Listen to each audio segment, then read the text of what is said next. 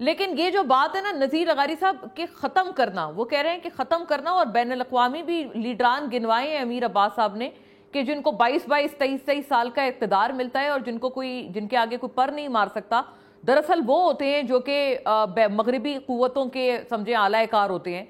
तो इस तरह की तो दूर दूर तक कोई चीज़ कहते हैं खान साहब को ना मिली। बहरहाल ये एक अलग हिस्सा ज़रूर है, लेकिन ये कि वो जो बजट से मुंसलिक सवाल था, हम लोग वैसे बहुत एक डीप डिस्कशन कर रहे हैं, इसलिए मैं बार बार उसमें भी अर्ज कर रही हूँ कि अभी आजकल क्या होने वाला है। चला गया है, आपका बजट का सवाल रहा नहीं है, अब बिल्कुल बहस दूसरी हो चुकी है। अब आपसे ये प्रोग्राम हाईजैक हो चुका है। हम लोगों ने इसको दूसरी ऐसे ही है।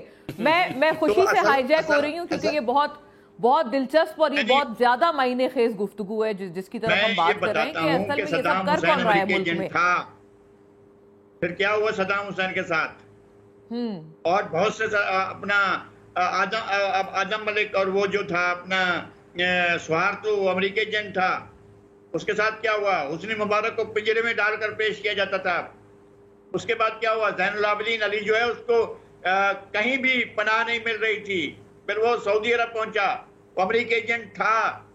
अमेरिकी एजेंटों का क्या होता है और अमेरिका के मुखालफिन का क्या होता है, कज़ाफी को फिजिकली मार दिया गया। जो अमेरिकी एजेंट नहीं होते हैं तो उनके साथ ये होता है, जो अमेरिकी एजेंट होते हैं तो उनके साथ भी, एजेंटों के साथ भी जब कारतूस चले हुए हो जाते हैं तो आपके यहाँ भावलपुर से जहाज उड़ता है, लाल कमाल के आगे जाकर गिर पड़ता है और फट जाता है। यह आपके मुल्क में हो चुका है। क्या बात कर रहे हैं आप, कितना सर्व किया है कोल्ड लेकिन वो तो तब होता है ना, मैं लगारी साहब में अर्ज करूं, वो तब होता है ना जब आशीर्वाद खत्म हो जाता है, जब बैकिंग खत्म हो जाती है।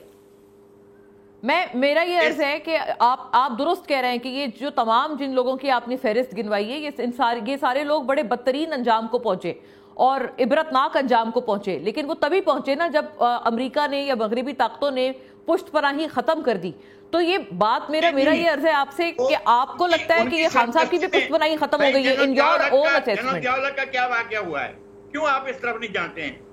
नसीरुल्लाह बाबर सब कुछ बता चुके थे, इस तरफ क्यों नहीं जा रहे हैं? आखिरी दिन तक भी खिदमत अंजाम, अमेरिकी टैंक देखने गए थे, क्या हुआ फिर?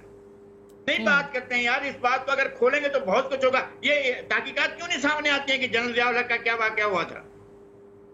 कभी अमीर साहब सुपर पावर्स के लिए कोई अहमियत नहीं होती है मोहरों की, मोहरों को कहीं पीट दिया।